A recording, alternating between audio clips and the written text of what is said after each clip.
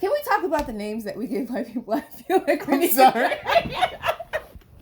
Maybe this is one of those things that we get to do it, but I'm people sure are there's offended. some white people doing a podcast somewhere that's over there like, okay, Trey Kanisha over there with like the braids. I don't think they can get away with it the same way. We stay You're calling right. somebody Karen.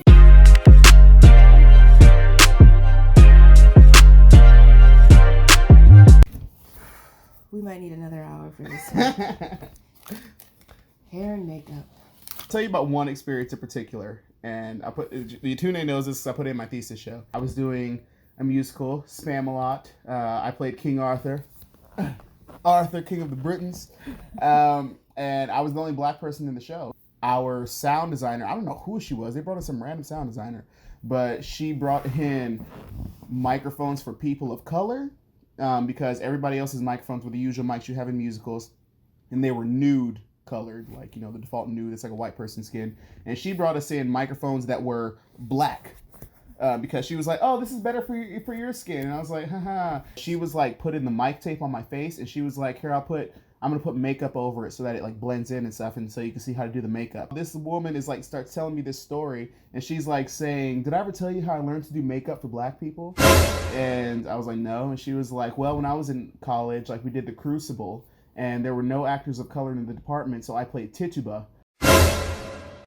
And Tituba, if you don't know, was like the witch, the black lady. And she was like, so I put cornrows in my hair, and I put black makeup on my face. And she was like, and my friends didn't even recognize me. They complimented the director after the show on the wonderful actress of color he found to play the part of Tituba. So I did blackface. And I was like, oh, while she's still like touching my face, I was maybe like either 19 or 20. Too much for a 19-year-old. You don't even know how to respond. You just like... Yeah. Yeah. And it's just like what do you do in that instance? Tell us about your experience. So I'm a theater newbie. I'm like a theater baby in this game. So I'm sure there are many experiences to come. But I've had experiences where everybody else's hair and makeup was accounted for, and I had to go spend $80 or look like a hot mess and get my own personal hair done to ensure that I was taken care of. I've had big people just be like fascinated by your coils. Coils or kinks? What do you call these? Like it's some kind of science experiment for them to be in my head. But I've just grown accustomed to bringing my own makeup, doing my own makeup, looking out for my own hair. I was on a project recently to save myself the embarrassment, to save myself the headache. I just brought my own wigs. On my resume now is wig styling and hairstyling because I've had to learn how to do it or else look toe up from the flow up. And I'm not letting myself go out like that. Like I think I had one experience where it taught me look out for yourself. And so it just goes back to like the pipeline. Either these white makeup artists learn how to do hair of color or else consider yourself not fully trained, or we need to hire more people of color all around.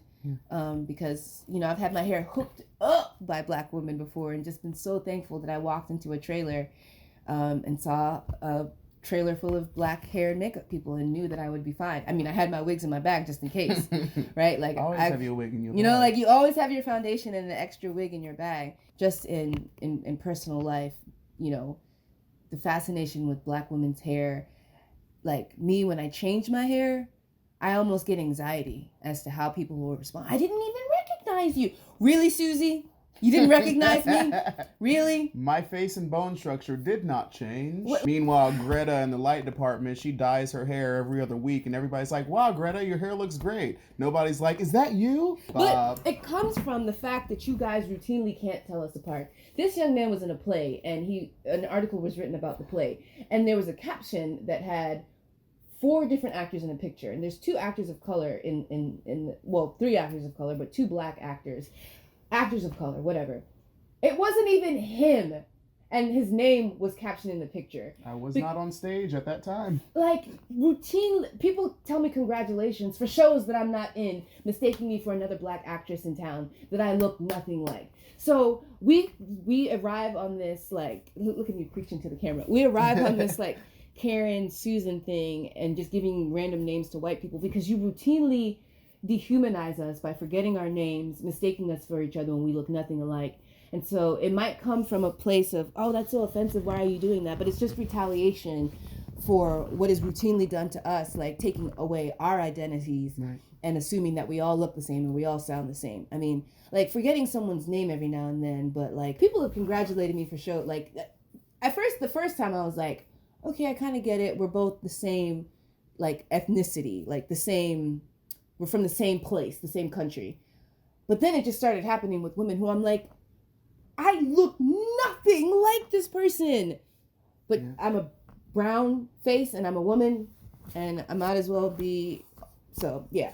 You know what we should do one day? We should like sign you up for an audition and like be like, Yetunde Felix-Ukwu's coming in, and then I'll walk in with your headshot and resume, and like I'll put on like one of your wigs and stuff, and like be like, hello, I'm Yetunde Felix-Ukwu, and they'll be like, oh my god, you look just like your picture. That's a great headshot. I think it goes back to the bigger problem that Black people are seen as this monolith. Black is this. Yeah. Like, we are prime examples of what Black is not. You're Afro-Latino. Like, you're not even African-American. And then I'm like actual African-American because I'm African descent but born in America. And so when you start to like forget our names, mistake us for each other, misspell our names, mispronounce our names, it's because you don't feel that our identity is worth you taking the time to get it right. Yeah. But soapbox over.